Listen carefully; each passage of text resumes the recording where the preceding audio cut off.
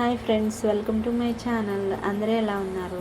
ఈరోజు వీడియోలో butter scotch cake ఎలా చేసుకోవాలి, బేసు స్పాంజ్ ఎలా చేయాలి, కూల్ కేక్ ఎలా టర్న్ చేయాలి, ఫిల్లింగ్ ఏమి ఇవ్వాలి అనేది ఫుల్గా ఎక్స్ప్లెయిన్ చేయబోతున్నాను. ఈ యొక్క వీడియో చూసారు అంటే మీరు మ్యాక్సిమం కేక్స్ చేసేయచ్చు, ఈజీగా చేసేయచ్చు అన్నమాట. ఈజీ మెథడ్లో నేను ఎక్స్ప్లెయిన్ చేస్తున్నాను. ప్రతిదీ కూడా కొలతలు అనేవి కరెక్ట్గా తీసుకున్నాము అంటే కేక్ చేయడం ఈజీయేనండి. ఈజీగా వచ్చేస్తుంది, ఇంట్లోనే చేసేయచ్చు, స్టవ్ మీద చేసేయచ్చు ఈజీగా. ప్రాసెస్లోకి వెళ్ళిపోదాము. 5 eggs తీసుకుని ఫోమీ టెక్స్చర్ వచ్చేంత వరకు బాగా బీట్ చేయండి. బీట్ చేసిన తర్వాత 5 eggsకి 1 cup షుగర్ తీసుకుంటున్నాను. షుగర్ తీసుకుని దానిలో వేసి బాగా మెల్ట్ అయినంత వరకు బీట్ చేసి తర్వాత 1/2 cup వరకు ఆయిల్ తీసుకుని కలిసినట్టుగా బీట్ చేసుకుని దానిలోనే బటర్ స్కాచ్ ఎసెన్స్ కూడా వేసేసాను. తర్వాత డ్రై ఇంగ్రీడియంట్స్ అన్నీ కూడా జల్లించుకుంటున్నాను. ఈ జల్లించిన దాన్ని స్టెప్ బై స్టెప్ వేసుకోవాలి. కొంచెం కొంచెంగా వేస్తూ ఉంటే మనం బీట్ చేసుకున్న బీటర్లో కొంచెం కొంచెం వేసాము అంటే చక్కగా బీట్ అయిపోయి అది బాగా మనకి ఫోమీగా ఫ్లఫీగా వస్తుంది అన్నమాట. ఫస్ట్ నేను ఒక 1/2 kg కేక్ ఒకటి, 1/2 kg కేక్ ఒకటి, ఇంకా కొన్ని కప్ కేక్స్ కూడా ఈ బ్యాటర్తో చేశాను అన్నమాట. 8 cup కేక్ వరకు వచ్చినాయి. 8 cup కేక్స్ ఒక 1/2 kg కేక్ వచ్చింది. తర్వాత నేను క్రీమ్ తీసుకుంటున్నాను. క్రీమ్ ఒక హాఫ్ కేజీ వరకు తీసుకుంటున్నాను.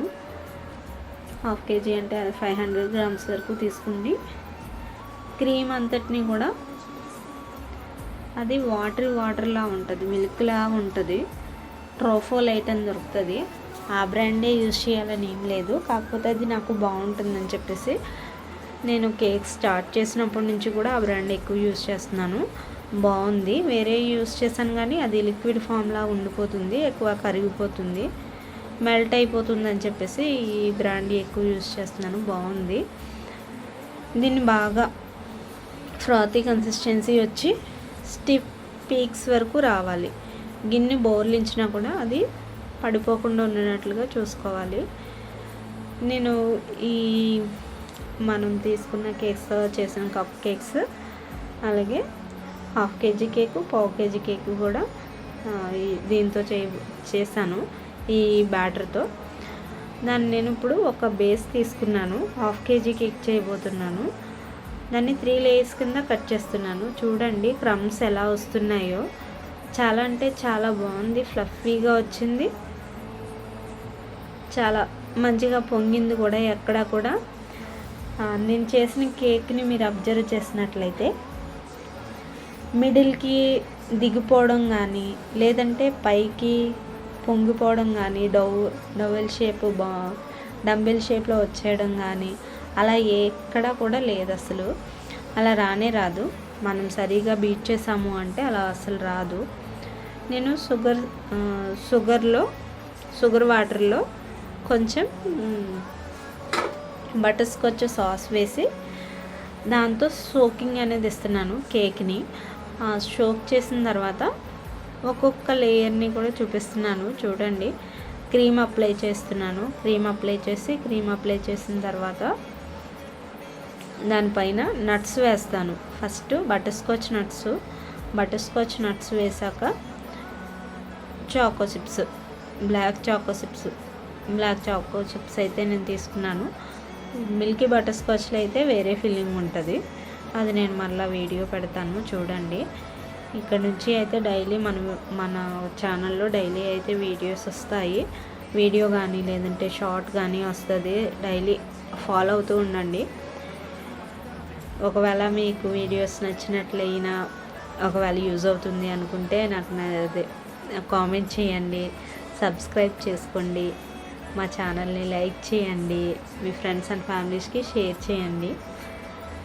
సెకండ్ లేయర్ కూడా పెట్టేసి సెకండ్ లేయర్లో కూడా సోక్ చేసేసిన తర్వాత క్రీమ్ అప్లై చేసేస్తున్నాను. క్రీమ్ బాగా అప్లై చేసి, అంటే నేను క్రీమ్ ఎలా ఇస్తున్నాను అంటే ఫస్ట్ నేను కొంచెం క్రీమ్లో ముందుగానే బటర్ స్కాచ్ సాస్ అనేది దాంట్లో వేసి చక్కగా కలిపేసి పక్కన పెట్టుకున్నా. ఆ క్రీము ప్లస్ నార్మల్ క్రీము రెండు కలిపి ఫిల్లింగ్లో అప్లై చేస్తున్నాను. ఒకవేళ బటర్ స్కాచ్ సాస్ డైరెక్ట్గా వేసాము అంటే కేక్స్ అనేవి సైడ్కి అటు సైడ్కి కానీ ఇటు సైడ్కి కానీ జరిగిపోతూ ఉంటాయి. ఎందుకంటే సాస్ అంతా లిక్విడ్గా ఉంటుంది కాబట్టి ఆ లిక్విడ్ పడగానే క్రీమ్ పైన లిక్విడ్ పడగానే సరిగా సెట్ అవ్వదని చెప్పేసి నేను కొంచెం క్రీమ్లో సాస్ వేసేసి కలిపేస్తాను. తర్వాత నార్మల్ క్రీమ్ కూడా వేస్తాం కాబట్టి స్టిఫ్గా ఉంటుంది. బటర్ స్కాచ్ నట్స్ మళ్ళీ చాకో చిప్స్ ఫిల్లింగ్ అనేది ఇచ్చేస్తున్నాను సెకండ్ లేయర్లో కూడా. దానిపైన థర్డ్ లేయర్ ఇస్తాం కదా, ఆ లేయర్ పైన అయితే ఏం అప్లై చేయము, డిజైన్ అనేది వస్తుంది. ఇంకా రెండు లేయర్స్లో అయితే ఖచ్చితంగా మనం ఏ కేక్ చేసినా ఫిల్లింగ్ అనేది ఖచ్చితంగా వస్తుంది అన్నమాట. థర్డ్ లేయర్ కూడా నేను సోక్ చేసి తర్వాత క్రమ్ కోట్ చేసి మొత్తం కేక్ అంతా కూడా కనబడకుండా క్రమ్స్ అన్నీ క్లోజ్ అయిపోయినట్టుగా క్రీమ్ అప్లై చేసేసి దాన్ని ఫ్రిడ్జ్లో సెట్ అవ్వనివ్వాలి. ఒక 15 to 20 minutes, లేదంటే ఓవర్ నైట్ సెట్ అయిందనుకో, ఇలా క్రమ్ కోట్ చేసి దాన్ని సెట్ చేసాము అంటే ఫినిషింగ్ అనేది చాలా నీట్గా వస్తుంది. క్రీమ్ కూడా ఎక్కువ తీసుకోదు, ఫినిషింగ్ కూడా చాలా అంటే చాలా నీట్గా వస్తుంది. మనం ఎక్కువ అంత కష్టపడక్కర్లేదు. బేస్ని కూడా ఎప్పటికప్పుడే క్లీన్ చేసుకోవాలి. బేస్ని ఒకవేళ క్లీన్ చేయలేదు అంటే అది మాత్రం అసలు చాలా అంటే చాలా చిరాగ్గా కనబడుతుంది. ఎప్పటికప్పుడే బేస్ని అనేది క్లీన్ చేసేస్తూ ఉండాలి. తర్వాత నేను ఫైనల్ ఫినిషింగ్ అనేది ఇచ్చేస్తున్నాను. ఫైనల్ ఫినిషింగ్ ఇచ్చేసిన తర్వాత 1 డ్రాప్ పింక్ కలర్ కావాలని చెప్పేసి అడిగారు ఈ కస్టమర్. నాకు 3 years నుంచి ఎవ్రీ ఇయర్ వాళ్ళ బర్త్డేస్కి, వాళ్ళ ఇంట్లో యానివర్సరీ అయినా బర్త్డే అయినా ఏ అకేషన్ అయినా సరే వాళ్ళు సెలబ్రేట్ చేసుకున్నప్పుడు నా కేక్స్ అయితే వాళ్ళ ఇంట్లో ఉంటాయి. ఇది థర్డ్ ఇయర్ 3 years నుంచి ఖచ్చితంగా ఇస్తారన్నమాట. ఆర్డర్ అయితే పింక్ కలర్లో కావాలని చెప్పేసి అడిగారు. ఫైనల్గా ఇలాగా డెకరేట్ అయితే చేశాను. కస్టమర్కి చాలా అంటే చాలా బాగా నచ్చింది. మంచి ఫీడ్బ్యాక్ అయితే ఇచ్చారు. ఒకవేళ వీడియో నచ్చితే మీ ఫ్రెండ్స్ అండ్ ఫ్యామిలీస్కి షేర్ చేయండి, సబ్స్క్రైబ్ చేసుకోండి. Thank you for watching.